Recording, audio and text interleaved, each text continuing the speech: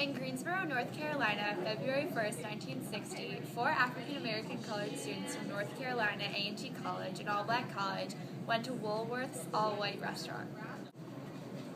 Blacks were allowed to shop in the store connected to the restaurant, but the restaurant was only for whites.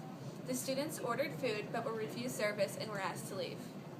CORE conducted sit-ins in some northern cities in the late 1940s and embarked on a freedom ride more than a decade earlier than the most famous ones that we know about today in the 1960s. Both FORE and CORE advocated nonviolent resistance to racism. FORE stands for the Fellowship of Reconciliation, and CORE stands for Congress of Racial Equality.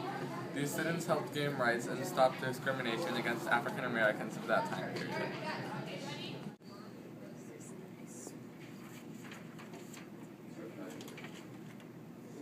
Can we have 4 burgers, please?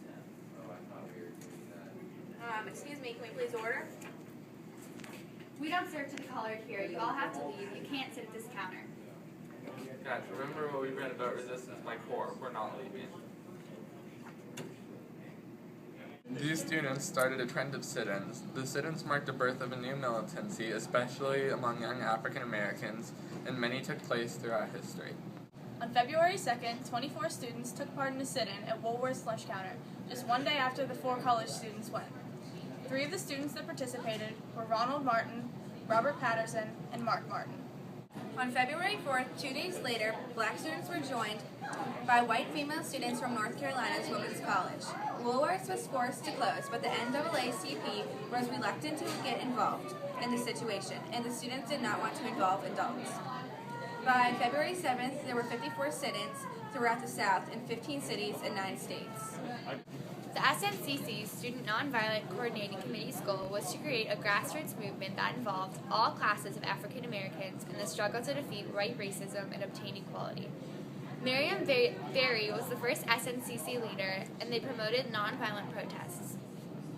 The sit-ins did have some impact. Stores in Atlanta desegregated, and the Woolworths in Greensboro eventually desegregated its food counter in July of 1960. They lost $200,000 worth of business and 20% of its anticipated sales because of the sit-ins. Although sit-ins were not supported by the NAACP, over 70,000 people participated in them. So who's going to be where? What are we playing?